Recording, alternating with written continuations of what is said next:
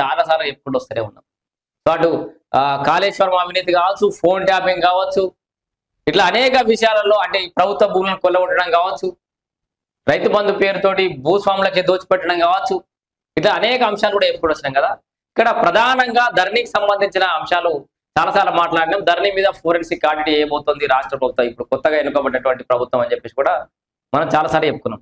అయితే వీళ్ళు మేము ఏం తప్పు చేయలేదు, ఇవన్నీ కాంగ్రెస్ పార్టీ కావాలని కక్షపూరితంగా వ్యవహరిస్తుందని చెప్పేసి వీళ్ళంతా చెప్పుకుంటూ వస్తా ఉంటారు కదా. మరి ఏం తప్పు చేయనప్పుడు శ్రవణ్ రావు అనేట ఆయన అమెరికాకి ఎందుకు పారిపోయినట్టు, మీరు ఏం తప్పు చేయనప్పుడు ఆ రికార్డులు ఎందుకు ధ్వంసం చేసినట్టు?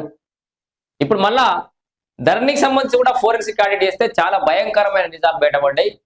బీఆర్ఎస్ పార్టీ హయాంలో అర్ధరాత్రి అపరాత్రి పొద్దుగల ఇక సమయం అనే సందర్భాలు లేకుండా ఎప్పుడు పడితే అప్పుడు లాగిన్ లేకుండా ధరణిలో రికార్డులను మొత్తం మాయం చేసిరు, అటు ఇటు ఇష్టం వచ్చినట్టుగా ట్రాన్సాక్షన్లు చేశారని చెప్పుకున్నాం కదా.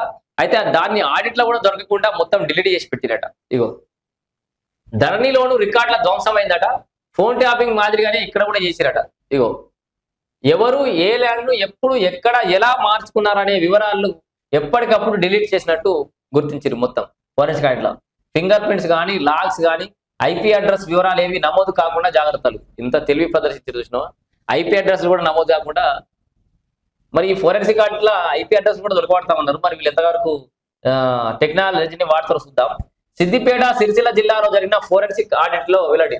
అంటే ఆ జిల్లాలంటే ఆ జిల్లాలో పోయి ఆడిట్ చేయాలి. ఇది సంబంధించిన ఒక ఆఫీసులో కూర్చుండి దీనికి సంబంధించి సిద్దిపేటది సిరిసిల్లకు సంబంధించిన డాటాను విశ్లేషించారు విశ్లేషకులు. ఫోరెన్సిక్ ఆడిట్ చేస్తే ఈ రెండు జిల్లాలకు సంబంధించిన డాటా అనేది మొత్తం మాయమైపోయిందట.